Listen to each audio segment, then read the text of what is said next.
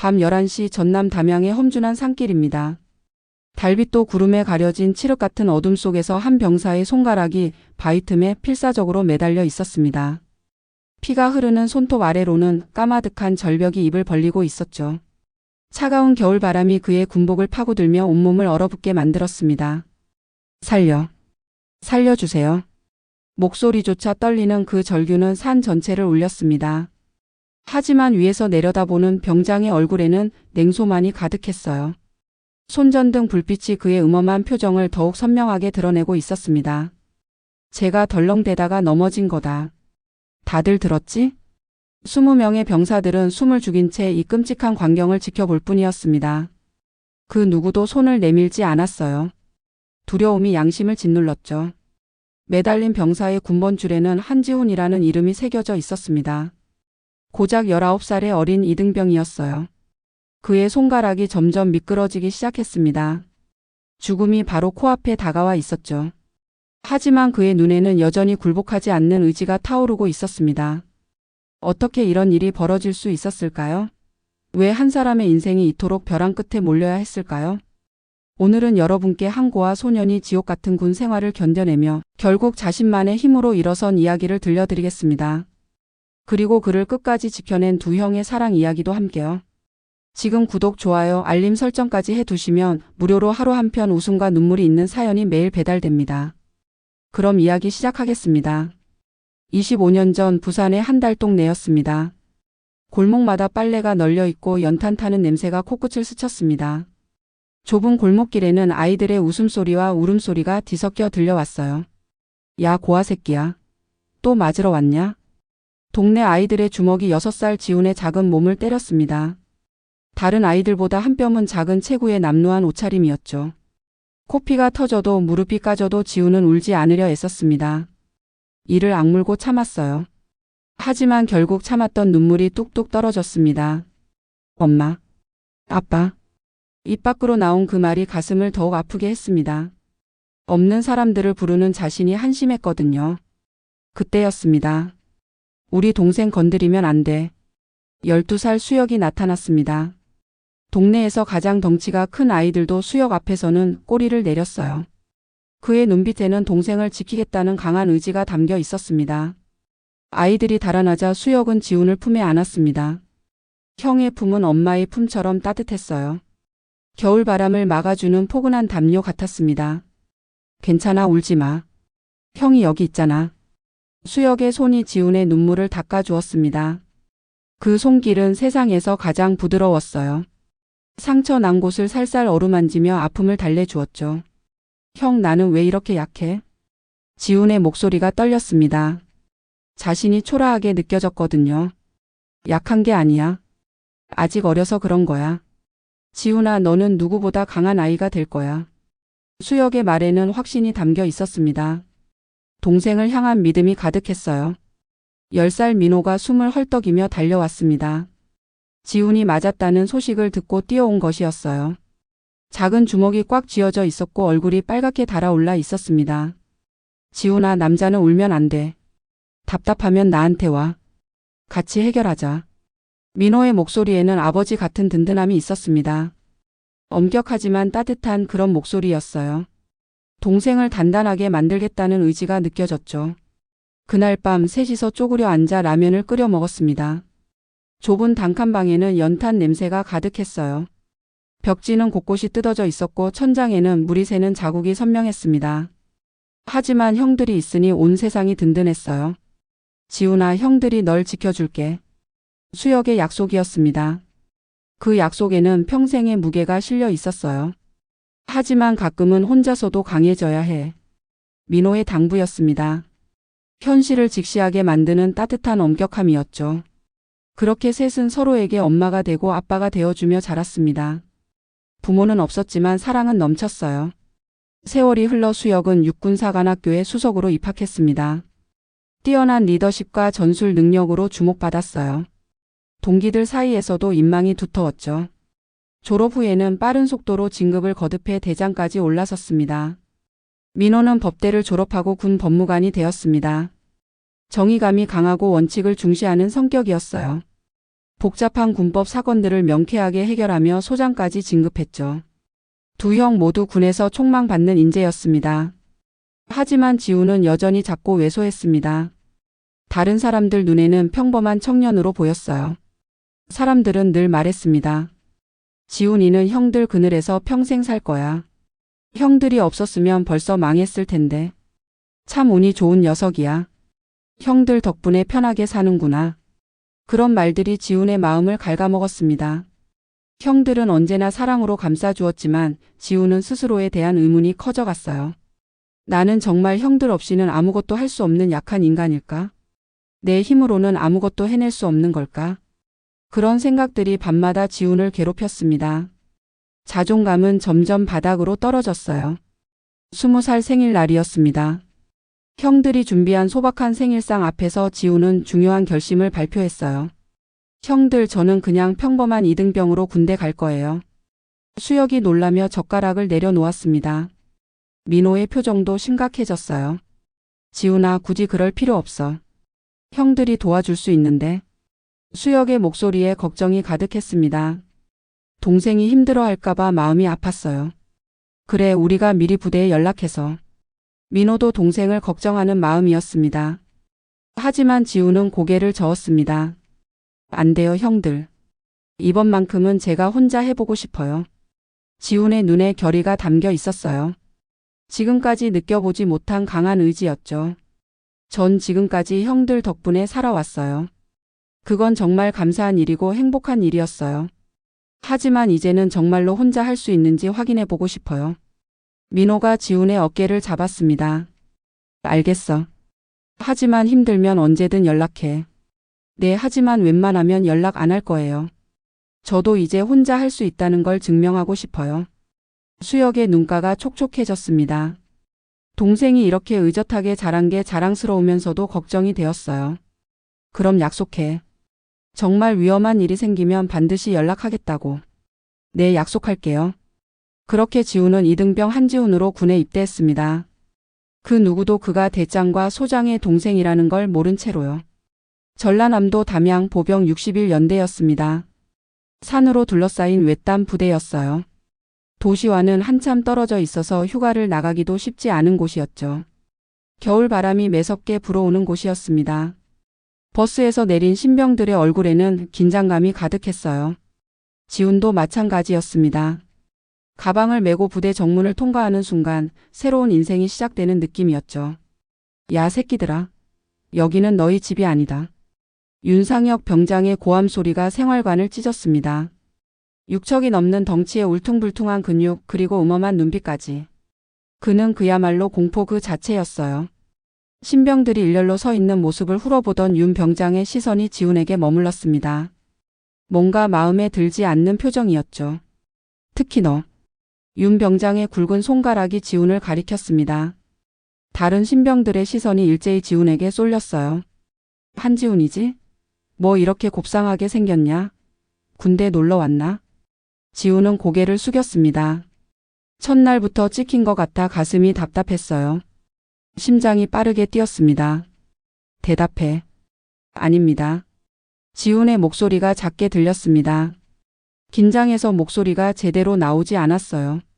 목소리가 목이 갔네. 다시. 아닙니다.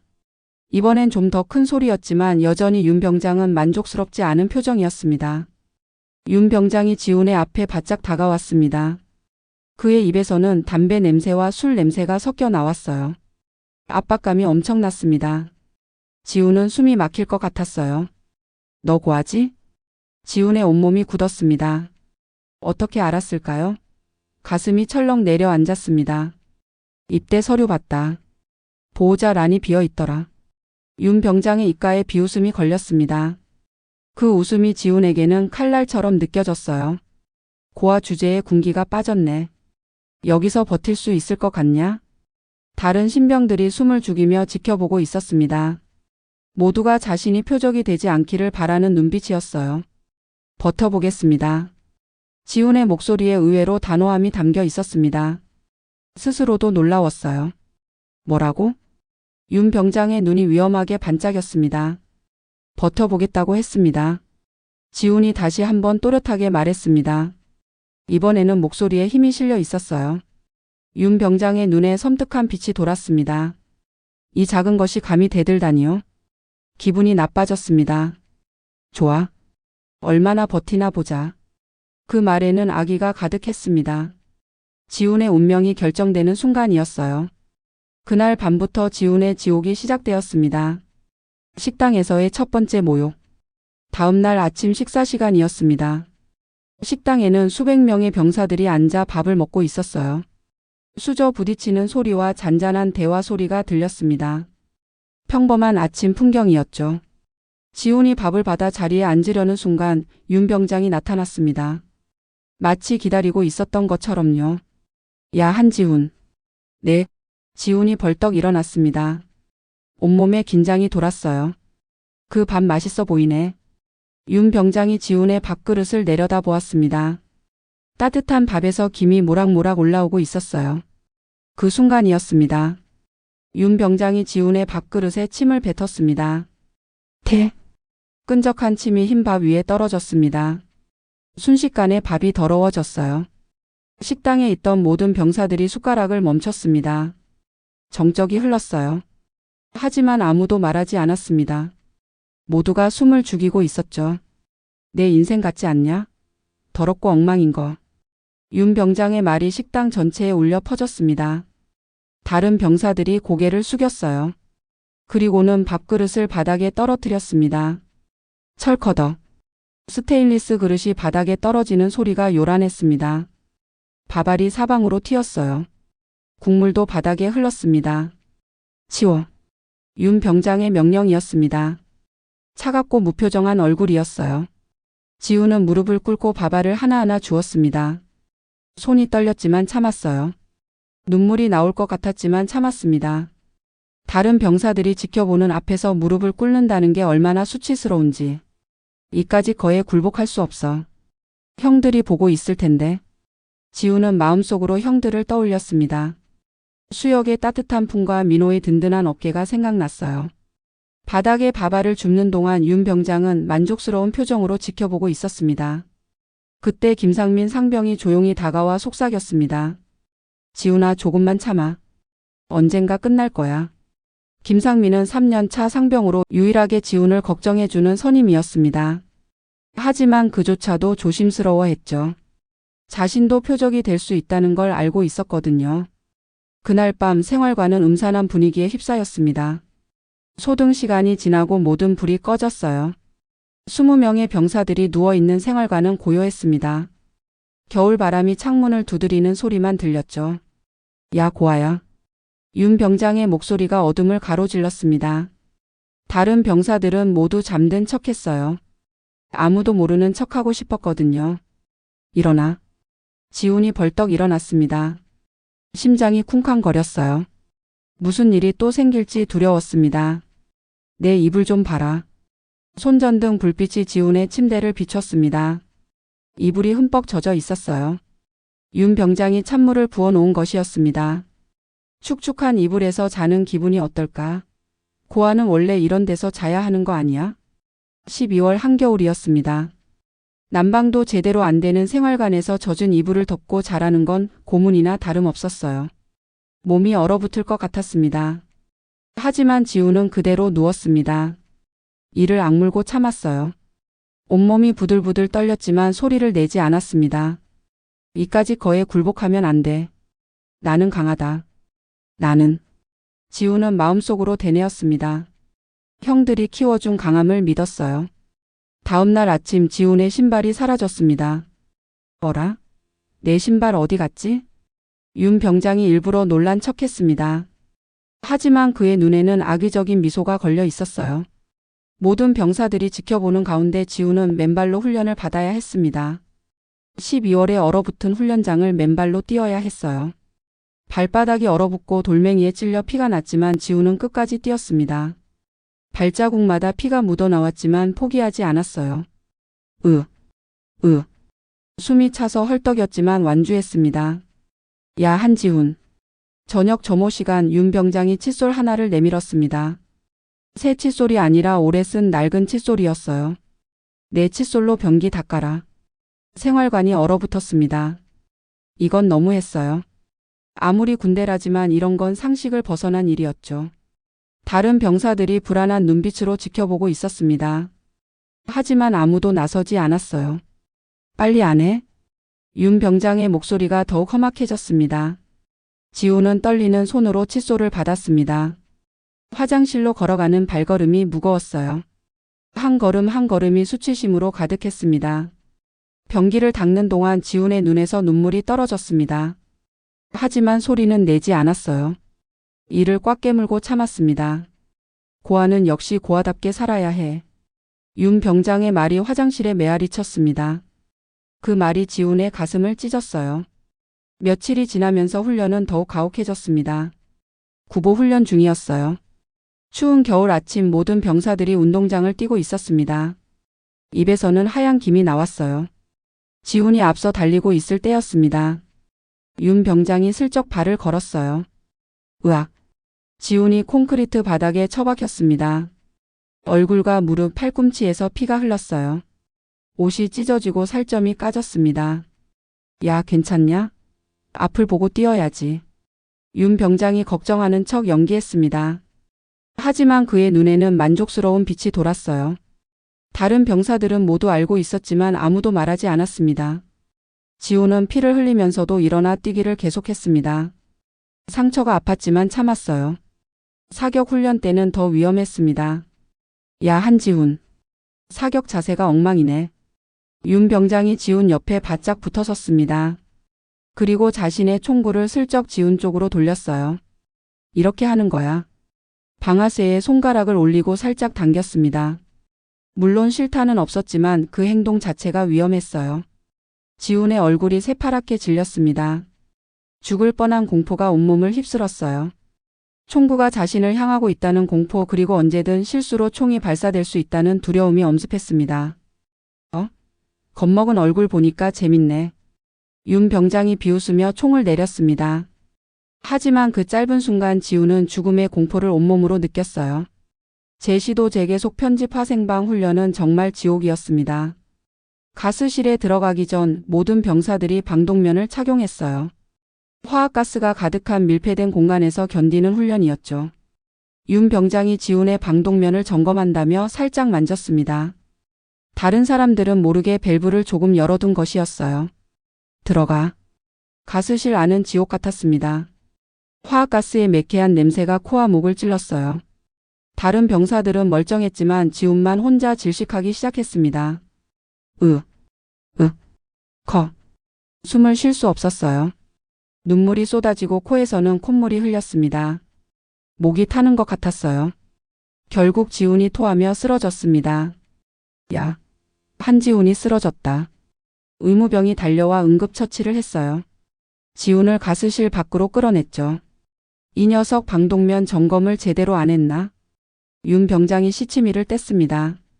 마치 지훈의 실수인 것처럼 말이에요. 하지만 지훈은 알고 있었습니다. 이 모든 게 우연이 아니라는 걸 말이죠. 윤 병장이 의도적으로 자신을 괴롭히고 있다는 걸요. 지훈의 마음속에는 분노가 차오르고 있었습니다. 하지만 동시에 더 강해지고 싶다는 의지도 불타오르고 있었어요. 그날 밤부터 지훈은 조용히 계획을 세웠습니다. PX에서 작은 녹음기를 구입했어요. 손바닥 크기의 작은 기계였지만 음질은 선명했습니다. 윤 병장의 협박과 모욕을 모두 녹음하기 시작했어요. 또한 작은 일기장을 준비해서 날짜와 시간, 상황을 자세히 기록했습니다. 언젠가는 이 증거들이 필요할 거야. 지훈의 눈에는 굴복하지 않는 의지가 타올랐습니다. 형들이 없어도 혼자서 이겨낼 수 있다는 걸 증명하고 싶었어요. 매일 밤 다른 병사들이 잠들고 나면 지훈은 일기를 썼습니다. 12월 5일 윤 병장이 내 밥그릇에 침을 뱉음. 모든 병사들이 지켜봤지만 아무도 말하지 않음. 12월 7일 이불에 찬물을 부음. 온몸이 얼어붙었지만 참음. 12월 10일 화생방 훈련에서 방독면 조작. 질식할 뻔했음. 하나하나 꼼꼼히 기록했어요. 언젠가 이 모든 게 증거가 될 날이 올 거라고 믿었습니다. 하지만 윤 병장의 괴롭힘은 갈수록 심해졌어요. 그리고 마침내 선을 넘는 사건이 벌어지게 되었습니다. 12월이 깊어갈수록 윤 병장의 괴롭힘은 더욱 잔혹해졌습니다. 어느 날 밤 윤 병장이 지훈을 따로 불렀어요. 야, 고아야. 나와. 생활관 박복도로 나간 지훈을 기다리고 있던 건 더 큰 고통이었습니다. 무릎 꿇어. 차가운 복도 바닥에 무릎을 꿇은 지훈에게 윤 병장이 말했어요. 너 같은 고아 새끼가 여기서 버틴다고? 웃기지 마. 그리고는 지훈의 머리를 발로 밟았습니다. 고개 들지 마. 너는 땅만 보고 살아야 해. 지훈의 이마가 바닥에 닿았어요. 차가운 바닥이 피부를 얼려버렸습니다. 사과해. 내가 여기 온 걸 사과하라고. 지훈은 대답하지 않았어요. 할 수 없었죠. 못 들었나? 윤 병장의 발이 지훈의 등을 짓눌렀습니다. 그때였어요. 지훈이 고개를 들고 윤 병장을 똑바로 쳐다봤습니다. 그의 눈에는 굴복하지 않는 의지가 타오르고 있었어요. 사과할 이유가 없습니다. 조용하지만 확고한 목소리였습니다. 윤 병장의 얼굴이 일그러졌어요. 이 작은 것이 끝까지 대든다는 게 믿어지지 않았습니다. 좋아. 끝까지 고집을 부리겠다는 거지? 윤 병장의 눈에 위험한 빛이 돌았어요. 그럼 확실하게 정리해 주마. 그날 밤 윤 병장은 무서운 계획을 세우기 시작했습니다. 산막 마이너스 메인 사건 살인 미수. 야간 행군의 음모. 12월 20일 야간 20km 산악 행군 날이 다가왔습니다. 1년 중 가장 추운 시기였어요. 담양의 산은 눈으로 덮여 있었고 바람은 뼛속까지 파고들었습니다. 오늘 밤엔 혹독하게 해야겠다. 윤 병장이 음흉하게 웃었습니다. 그의 주머니에는 작은 칼이 들어 있었어요. 면도 칼처럼 날카로운 작은 칼이었죠. 오후 시간 윤 병장은 다른 병사들 몰래 지훈의 장비를 점검했습니다. 군화끈을 자세히 살펴보면서 어느 부분을 건드려야 할지 계산했어요. 재미있는 밤이 될 것 같은데. 그의 입가에 섬뜩한 미소가 떠올랐습니다. 저녁 식사 시간에도 윤 병장은 평소와 다를 것 없이 행동했어요. 하지만 내심으로는 오늘 밤의 계획을 다시 한번 점검하고 있었습니다. 이번에는 확실하게 끝내주마. 오후 9시 부대는 담양의 험준한 산길로 출발했습니다. 달빛도 구름에 가려진 칠흑 같은 밤이었어요. 손전등 불빛만이 앞길을 비추고 있었습니다. 20명의 병사들이 일렬로 줄을 서서 걸었어요. 무거운 배낭과 총을 메고 험한 산길을 오르는 것은 쉽지 않았습니다. 지훈은 이미 여러 번의 괴롭힘으로 체력이 많이 떨어진 상태였어요. 제대로 된 식사를 못한 지도 여러 날이었거든요. 하지만 포기하지 않고 묵묵히 걸었습니다. 힘들지? 앞서 걷던 김상민 상병이 뒤돌아보며 걱정스럽게 물었어요. 괜찮습니다. 지훈이 억지로 미소를 지었습니다. 하지만 그의 얼굴에는 피로가 역력히 드러나 있었어요. 오후 10시 첫 번째 휴식 시간이었습니다. 모든 병사들이 배낭을 벗고 잠깐 쉬었어요. 찬 바람이 불어와 땀에 젖은 몸을 식혔습니다. 그때였습니다. 윤 병장이 슬그머니 지훈에게 다가왔어요. 다른 병사들이 보지 못하는 어둠 속에서 말이죠. 야, 한지훈. 네? 지훈이 고개를 들었습니다. 신발끈 좀 단단히 매. 이 산길은 위험하거든. 마치 걱정해 주는 것 같은 말투였어요. 하지만 그의 눈에는 다른 의도가 숨어 있었습니다. 지훈이 신발끈을 매는 동안 윤 병장이 재빨리 주머니에서 칼을 꺼냈어요. 그리고 지훈의 왼쪽 군화끈을 칼로 살짝 그었습니다. 아주 조금만요. 겉으로는 멀쩡해 보이지만 조금만 힘을 받으면 끊어질 정도로 말이죠. 자, 출발한다. 다시 행군이 시작되었습니다. 절벽에서의 공포. 밤 11시 가장 험한 구간에 도달했습니다. 바위투성이 절벽길이었어요. 한쪽은 깎아지른 낭떠러지였습니다. 발을 한 번만 헛디뎌도 수십 미터 아래로 떨어질 수 있는 위험한 길이었죠. 손전등 불빛으로는 제대로 앞을 볼 수 없었어요. 바위 사이사이로 좁은 길이 이어져 있었습니다. 조심해서 가라. 한 명씩. 분대장의 지시가 떨어졌습니다.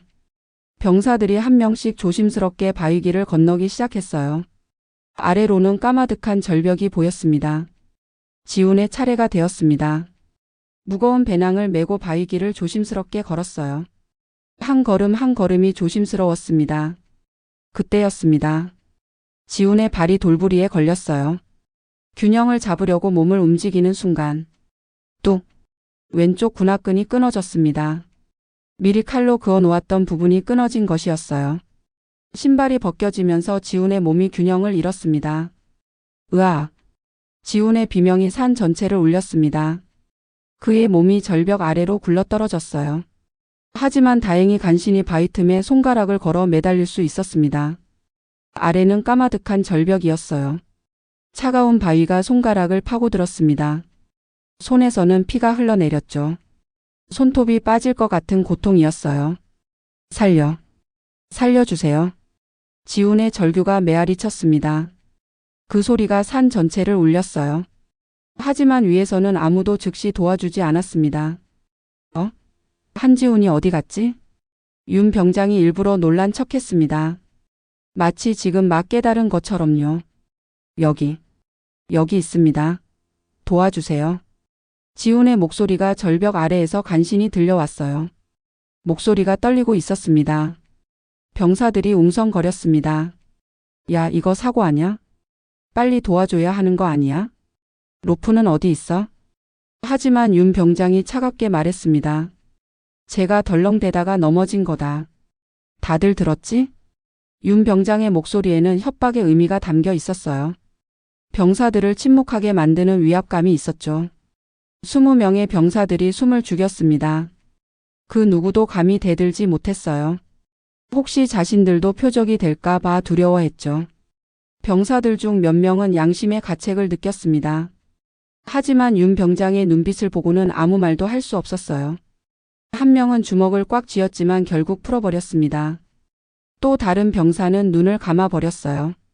차마 그 광경을 볼 수 없었거든요. 절벽에 매달린 지훈의 상황은 절망적이었습니다.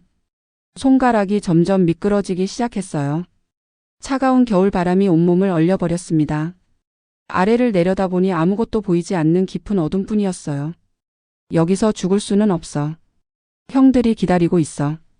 지훈은 마음속으로 형들을 떠올렸습니다. 수혁의 따뜻한 품과 민호의 든든한 어깨가 생각났어요. 나는 강하다. 나는 포기하지 않는다. 손가락에서 피가 흘러내렸지만 포기하지 않았습니다. 손톱이 빠져나갈 것 같은 고통을 참아가며 바위를 움켜쥐었어요. 지훈의 머릿속에는 어린 시절 형들이 해준 말이 들려왔습니다. 괜찮아, 울지 마. 형이 여기 있잖아. 수혁의 목소리가 귓가에 맴돌았어요. 남자는 울면 안 돼. 답 안 나오면 나한테 와. 같이 해결하자. 민호의 목소리도 들렸습니다. 하지만 이번에는 형들이 없었어요. 혼자 힘으로 이겨내야 했습니다. 10여 분이 지났습니다. 지훈의 손가락이 한계에 다다랐어요. 그때 지훈이 마지막 힘을 짜내어 바위를 기어 올라기 시작했습니다. 으아. 온몸의 근육을 총동원해서 조금씩 올라갔어요. 손끝이 찢어지고 피투성이가 되어서도 포기하지 않았습니다.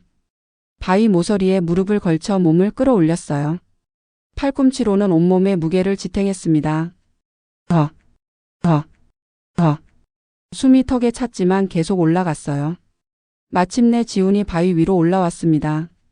병사들이 깜짝 놀랐어요. 와, 살았네. 진짜 끈질기다. 어떻게 혼자 올라온 거야? 하지만 윤 병장의 표정은 일그러져 있었습니다. 죽었을 줄 알았는데 살아서 올라온 것이 못마땅했어요. 야, 괜찮냐? 윤 병장이 일부러 걱정하는 척했지만 그의 눈에는 실망의 기색이 역력했습니다. 지훈은 피투성이가 된 손을 보며 대답했어요. 괜찮습니다. 그 한마디에는 더 이상 굴복하지 않겠다는 의지가 담겨 있었습니다. 하지만 결국 지훈은 탈진으로 쓰러졌습니다. 너무 많은 피를 흘렸고 추위와 충격으로 몸이 한계에 다다른 것이었어요. 야, 한지훈이 쓰러졌다. 의무병이 달려와 지훈을 응급차에 실었습니다. 부대 의무실로 급히 이송되었어요. 하지만 지훈의 눈에는 여전히 굴복하지 않는 의지가 타오르고 있었습니다. 의무실에서 지훈을 본 김상민 상병의 마음이 아팠습니다. 침대에 누워있는 지훈의 모습이 처참했어요. 손과 팔은 붕대로 칭칭 감겨 있었고 얼굴은 창백했습니다. 지훈아, 이제 그만해. 이건 너무 위험해. 김상민이 지훈의 침대 옆에 앉아 말했어요. 상병님, 전 괜찮습니다. 지훈이 약한 목소리로 대답했습니다. 하지만 그의 눈에는 여전히 강인함이 있었어요. 괜찮을 리가 있나? 거의 죽을 뻔했잖아. 김상민의 목소리에 걱정이 가득했습니다. 지훈이 김상민의 손을 꼭 잡았습니다. 붕대에 감긴 손이었지만 힘이 있었어요. 상병님, 이거 받아주세요. 지훈이 베개 밑에서 작은 USB와 일기장을 꺼냈습니다. 지금까지 모은 모든 증거들이 담겨 있었어요. 이게 뭐야? 윤 병장이 저를 괴롭힌 모든 증거입니다. 녹음 파일과 기록들이 다 있어요. 김상민이 놀랐습니다. 이 어린 후배가 이런 준비를 하고 있었다니요. 너, 이런 걸 언제? 처음부터 준비했습니다. 언젠가 이런 날이 올 줄 알았거든요. 지훈의 눈에 결의가 가득했어요. 고통 속에서도 포기하지 않는 의지였죠. 만약 제가 정말 위험해지면 이걸 제 형들에게 전해주세요. 형들? 김상민이 의아해했습니다. 한수혁 대장님과 한민호 소장님입니다. 김상민이 깜짝 놀랐습니다. 지훈이 그 유명한 장성들의 동생이었다니요. 군에서 모르는 사람이 없는 엘리트들이었거든요. 그럼 처음부터 말하지 그랬어? 안 됩니다. 이번만큼은 제 힘으로 해내고 싶어요. 하지만 정말 위험할 때만요. 지훈의 목소리에 간절함이 담겨 있었어요. 김상민은 USB를 꼭 쥐었습니다. 이 용감한 후배를 더 이상 두고 볼 수 없었어요. 알겠어. 내가 책임질게. 그날 밤 김상민은 더 이상 망설일 수 없다고 생각했습니다. 지훈이 정말 죽을 수도 있다는 걸 깨달았거든요. 다음 날 새벽 5시 김상민은 결심을 굳혔습니다. 지훈이 의식을 잃고 쓰러진 모습을 보고 나서는 더 이상 망설일 수 없었어요. 이건 단순한 괴롭힘을 넘어선 살인미수 사건이었죠. 부대 밖으로 나가 휴대폰을 꺼냈습니다. 손이 떨렸어요. 장성에게 직접 전화를 거는 것은 일개 상병에게는 큰 일이었거든요. 번호를 눌렀습니다. 여보세요, 한수혁 대장님이신가요? 수화기 너머로 차분한 목소리가 들려왔습니다. 네, 그런데 누구시죠? 지훈이 부대 김상민 상병입니다. 급한 일이 있어서 연락드렸습니다. 수혁의 목소리가 즉시 긴장됐습니다. 동생에 관한 일이라는 걸 직감했거든요. 지훈이에게 무슨 일이? 지금 당장 오셔야 할 것 같습니다. 설명은 나중에 드릴게요. 정말 급합니다. 김상민의 목소리에 절박함이 담겨 있었어요. 1시간 후 김상민은 민호에게도 연락했습니다. 여보세요, 한민호 소장님이신가요? 네, 그런데 지훈이 부대 김상민 상병입니다. 소장님께 급히 전해드릴 말씀이 있습니다. 김상민이 USB와 일기장을 건네받은 경위를 설명했습니다. 그리고 어젯밤 절벽 사건까지 모두요. 윤 병장의 계속된 괴롭힘과 마침내 살인 미수까지 저질렀다는 내용이었어요. 수혁의 목소리가 차가워졌습니다. 알겠습니다. 지금 당장 출발하겠습니다. 전화를 끄는 수혁의 얼굴이 일그러졌어요. 동생이 그토록 고생하고 있었는데 모르고 있었다는 자책감이 몰려왔습니다. 한편 민호도 연락을 받고 분노에 떨었습니다. 뭐라고? 살인 미수? 네, 소장님. 증거도 다 있습니다. 녹음 파일과 상세한 기록까지요. 민호는 즉시 헌병사령부에 전화를 걸었습니다. 긴급 수사를 요청합니다. 병장의 살인 미수 사건입니다. 증거도 확실히 있고요. 알겠습니다. 즉시 수사팀을 파견하겠습니다. 두 형의 얼굴에는 차가운 분노가 서려 있었어요. 동생을 지키지 못했다는 자책감과 함께 가해자를 반드시 처벌하겠다는 의지가 불타고 있었죠. 그날 오후 담양 부대에는 비상이 걸렸습니다. 대장과 소장이 직접 부대를 방문한다는 소식이 전해졌거든요. 부대 전체가 긴장했어요. 오후 2시 검은색 승용차 2대가 부대 정문을 통과했습니다. 한수혁 대장과 한민호 소장이 정복 차림으로 부대에 도착한 것이었어요. 두 사람의 얼굴에는 평소와 다른 차가운 기운이 돌았습니다. 부대장이 영접하러 나왔지만 두 장성의 표정은 딱딱했어요. 무슨 급한 일이 있으시다고? 곧 알게 될 것입니다. 수혁의 대답이 간단 명료했습니다. 먼저 의무실로 향했습니다. 지훈이 누워있는 병실이었어요. 침대에서 붕대를 감고 누워있는 동생을 본 수혁의 가슴이 찢어졌습니다. 민호의 주먹이 꽉 쥐어졌어요. 지훈아. 수혁이 동생의 손을 조심스럽게 잡았습니다. 형들이 왜? 지훈이 놀란 표정으로 형들을 바라봤어요. 미안해. 형들이 늦었어. 민호의 목소리가 떨렸습니다. 평생 느껴보지 못한 분노와 자책감이 복받쳐 올랐거든요. 아니에요, 형들. 전 괜찮아요. 지훈이 약한 미소를 지었습니다. 하지만 두 형의 마음은 이미 결정되어 있었어요.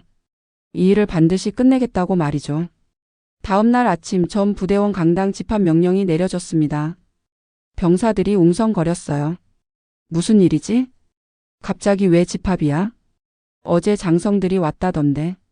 윤 병장도 불안한 표정이었습니다. 뭔가 심상치 않은 기운을 느꼈거든요.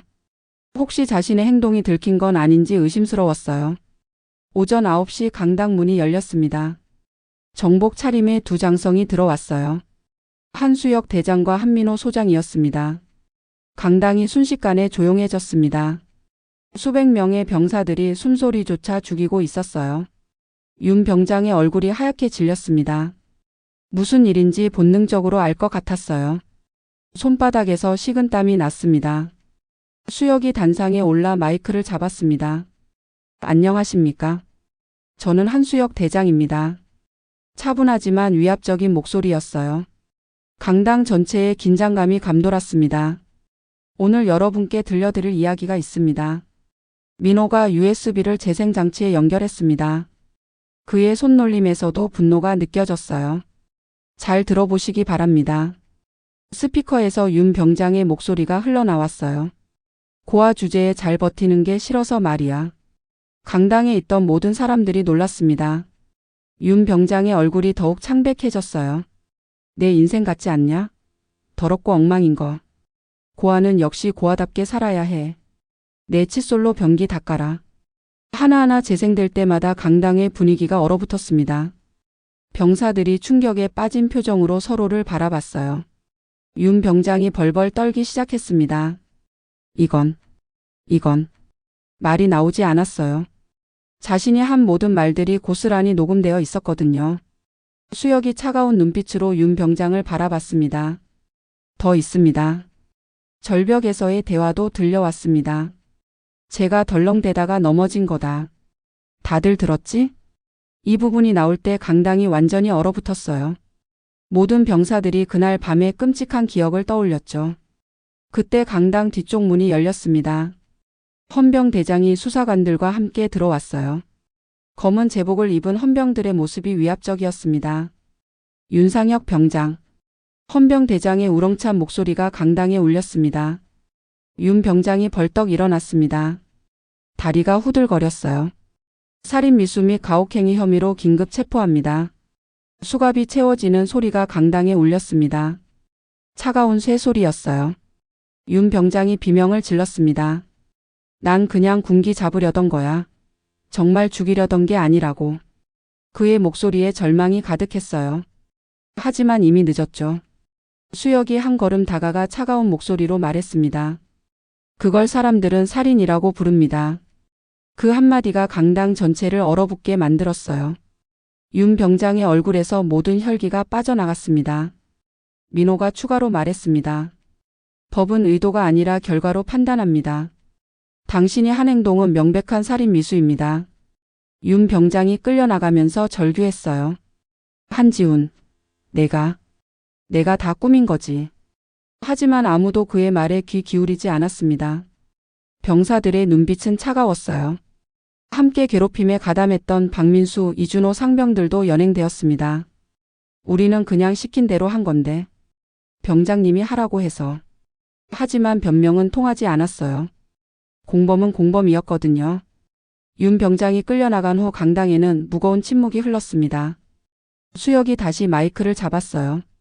여러분들도 알고 계셨을 겁니다. 이런 일들이 벌어지고 있다는 걸 말이죠. 병사들이 고개를 숙였습니다. 부끄러움과 죄책감이 밀려왔어요. 하지만 아무도 나서지 않으셨습니다. 왜일까요?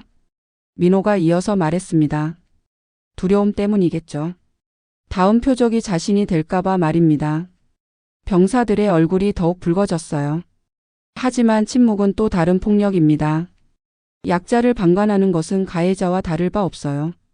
수혁의 목소리에 무게가 실렸습니다. 앞으로는 이런 일이 다시는 일어나지 않기를 바랍니다. 그리고 만약 또 이런 일이 생긴다면 반드시 신고하시기 바랍니다. 민호가 마지막으로 덧붙였습니다. 정의는 누군가의 용기에서 시작됩니다. 여러분 한 명 한 명이 그 용기의 주인이 되길 바랍니다. 집합이 끝나고 병사들이 하나둘 강당을 나갔습니다. 모두의 표정이 무거웠어요. 자신들의 침묵이 한 사람을 죽음의 문턱까지 몰고 갔다는 사실을 깨달았거든요. 의무실에서 지훈이 깨어났습니다. 침대 옆에 두 형이 앉아 있었어요. 수혈을 마친 지훈의 얼굴에 약간의 혈색이 돌아왔습니다. 형들. 지훈의 눈에 눈물이 고였습니다. 형들이 자신을 구해주러 온 것이 고마웠지만 한편으로는 끝까지 혼자 해내지 못한 아쉬움도 있었어요. 미안해 지훈아. 형들이 늦었어. 수혁이 지훈의 손을 잡았습니다. 그 손은 여전히 상처투성이었어요. 붕대 사이로 아직 아물지 않은 상처가 보였죠. 아니에요 형. 전 해냈어요. 정말로 해냈다고요. 지훈의 목소리에 자부심이 담겨 있었습니다. 민호가 지훈의 머리를 쓰다듬었습니다. 그래, 넌 정말 강했어. 진짜 아빠보다 강한 놈이 됐어. 그 말에 지훈이 울컥했습니다. 형이 자신을 인정해준다는 느낌이었거든요. 형들 덕분에 여기까지 왔지만 이번엔 나도 내 힘으로 버텼어요. 지훈이 흐느꼈어요. 그동안 참았던 모든 감정이 쏟아져 나왔습니다. 수혁이 말했습니다. 너는 엄마 같은 내가 못 지켜줄 때도 혼자 이겨냈구나. 처음엔 걱정했어. 우리 없이 괜찮을까 하고 말이야. 민호가 덧붙였습니다. 하지만 이제 알겠어. 넌 우리보다 더 강한 사람이야. 세 형제가 서로를 꼭 껴안았습니다. 오랜만에 느끼는 따뜻함이었어요. 하지만 예전과는 다른 느낌이었죠. 이제는 서로를 보호하려는 관계가 아니라 서로를 존중하는 동등한 관계가 된 것 같았어요. 형들 고마워요. 정말 고마워요. 지훈의 목소리가 떨렸습니다. 하지만 이제는 정말 혼자서도 할 수 있을 것 같아요. 두 형이 자랑스러운 표정으로 동생을 바라봤습니다. 이제 정말 어른이 된 것 같았어요. 일주일 후 군법정에서 윤 병장의 재판이 열렸습니다. 법정에는 수많은 사람들이 몰려들었어요. 군 내부의 괴롭힘 사건이 이슈가 되면서 언론의 관심도 높았죠. 윤 병장은 살인미수, 가혹행위, 모욕죄 등 여러 혐의로 기소되었어요. 변호사가 옆에 있었지만 변명할 여지가 없었습니다. 증거는 너무나 확실했어요. 녹음 파일, 일기기록, 병사들의 증언, 의무실의 치료 기록까지 모든 게 완벽했죠. 피고는 피해자를 지속적으로 괴롭히며 인격적 모독을 가했습니다.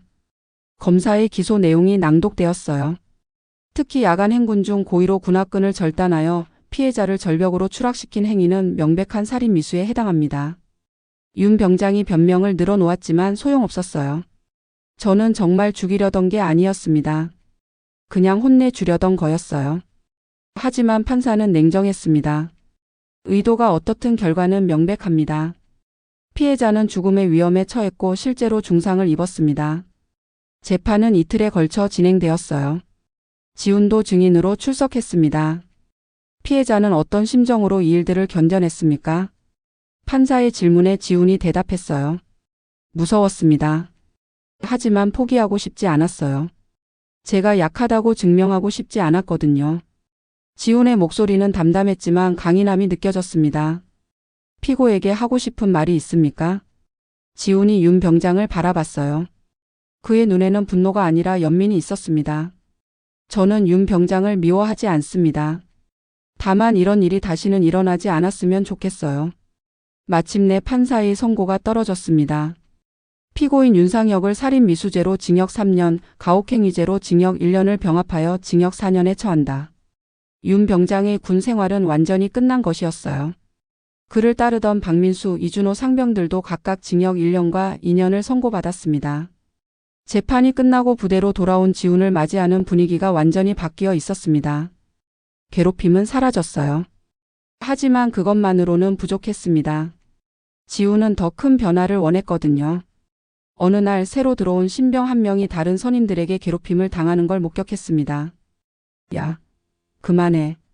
지훈이 큰 소리로 제지했어요. 그의 목소리에는 이전과 다른 강인함이 있었습니다.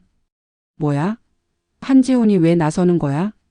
선임 한 명이 불만스럽게 말했습니다. 이런 짓은 안 돼. 절대로. 지훈의 눈에 단호함이 담겨 있었어요. 그 시선 앞에서 괴롭히던 병사들이 주춤했습니다.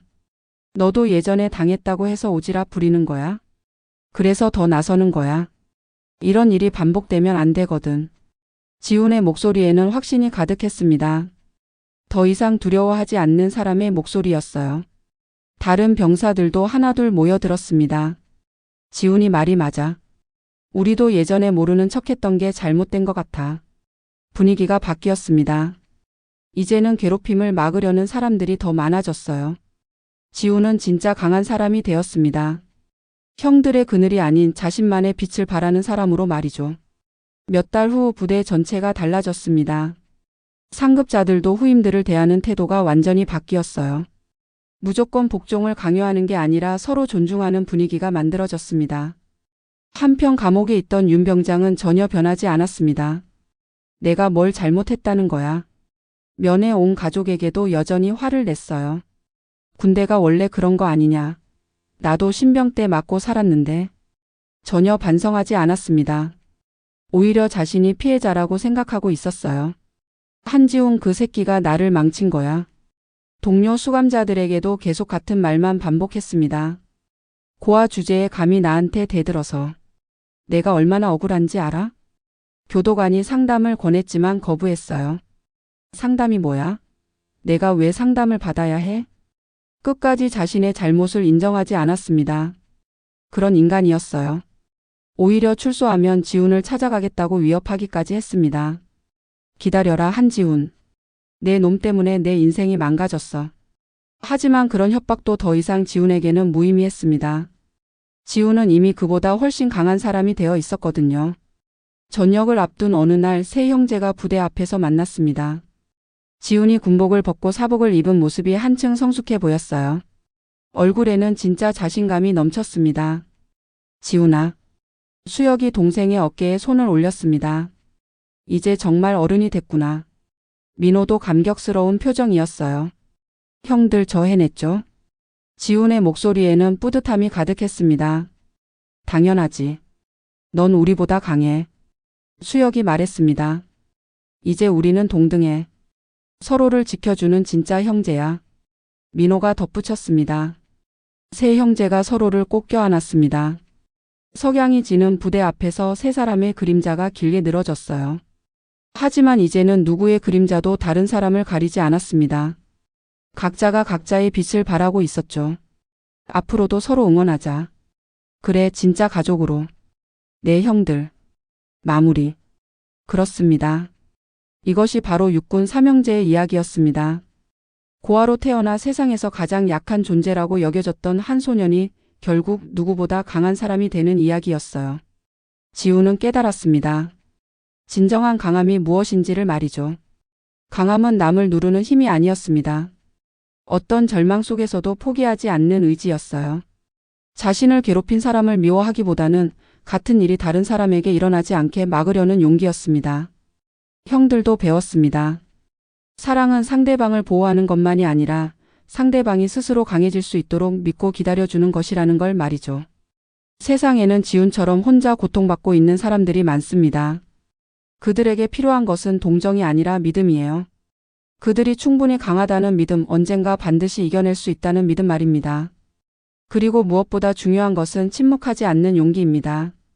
약한 사람이 괴롭힘 당하는 걸 보고도 모르는 척하는 것은 또 다른 폭력이거든요. 지옥 같은 군대에서도 삼형제의 피는 꺾이지 않았습니다. 가장 약해 보이는 사람이 가장 강한 용기를 보여줄 때 세상은 바뀝니다. 지훈이처럼 끝까지 포기하지 않는 마음, 그것이 바로 우리 모두에게 필요한 진정한 힘이 아닐까요? 어디서 이 이야기를 듣고 계신가요? 글 남겨주시면 댓글 남기겠습니다.